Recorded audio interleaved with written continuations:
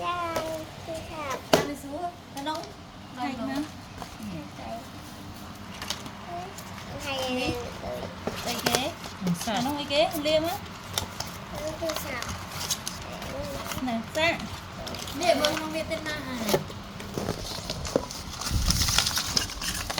Ba phải đặt xanh phía tiết anh ơi.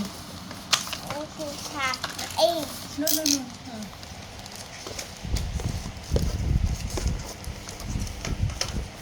Dạ mà. Tinh, cần được khăn. Nè này. Thấy. Nè, nó mình tu sạp, thầm. Này. tiền má. Khi nào bảo thật. Nè, tiền chanh biết khăn má. Nè, chị ăn bọc xinh không? Nghe rằng. Wow. Thật lẽ cũng Welcome. đã lớn đấy. Nấu yên nè, tạo nè. Ôi chứ, mình thu này. Mời chứ mình thu chừng quán đi. Đâm ấy chạy mù.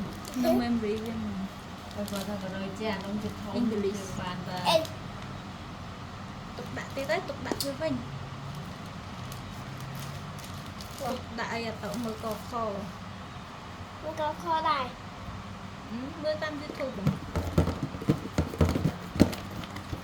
Mưa rừng pu vậy chẳng á nè. Nè, đã phai phai sao cho đi mấy? Mưa rừng pu vậy. Anh không cho người nhà tọ mời rồi. Chậu cá đấy. Kê khơi phải bày buôn cam mà đò lấy chơi. Mình muốn tích chơi băng Tôi với. ăn lên 6 cái. Vâng, phải cho tiền. Tôi ăn lên 6 cái năm ấy. Rồi cho từng.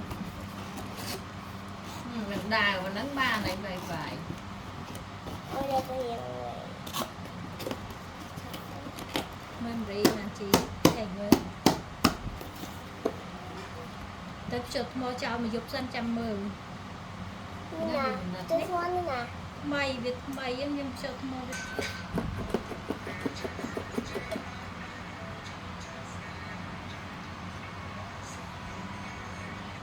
Thích mấy?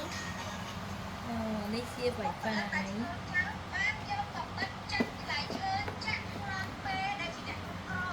Ôi rồi mình tập sân tạo à. Tập sợ sân. Sợ như lái á nè. Nè. Lái xe cái này nữa đấy. Lọc tinh gì ra tờ. Nè. Nó là cô trôi việc tinh. Tôi xin á. Thế mày có món ngày nãy xây rồi. Anh ơi, cho một tập hơi tệ anh sợ tờ là anh chú ăn. Thế. Trường nông khơi xiết đấy cha. Ấy chưa, nó khinh xế à? Ê. Tới nhỉ? Tổng toàn chụp tập tập đi. Tập đi đậu đầy pôn ra. Trường mình ngay không đấy. Khơi Khi nào lặng? khơi anh máu trâu anh. Anh không tập tục làm cha kêu mơ. Tậu mình toàn trâu đây. Tậu toàn trâu tục tập đây. Tao tắc ngon bôi giờ. Mà tậu xin bài. Và cha phù trả ngựa tiền.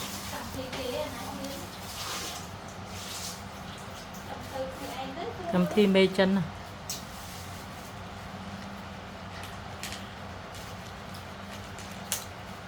Cá thì anh chơi gì này á? Mà tậu. Hả? Nẹ mặt. Suy khẹp. Lại á, khơi gì? Nằm bục là ô lên. Chật chật này sợ. Lập nập thế bên này.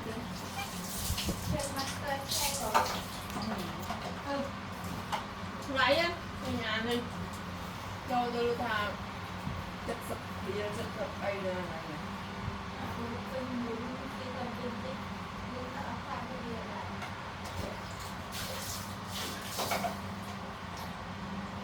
Ê, chị bái nè, mau. Ơi, Anh nhá.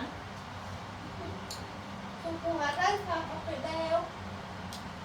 Thôi được thằng đi nó ngay, bộ con tỏ ngay. Nói thế, nói thế. Sao cô? Cũng đã lấy cơ. Thôi nha.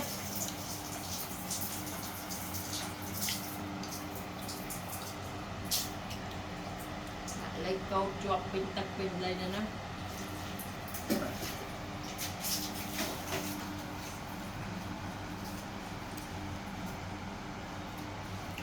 chợ bột rán này tua bột rán ra cả cái tầm đâu mà ngày mong vừa lấy cái tầm xa rồi thì bị chốt không xa rồi bạn à tôi thật kia bị chốt thì anh không xua biết làm cho anh buồn tê xua biết à thì anh nên nắp phát ấy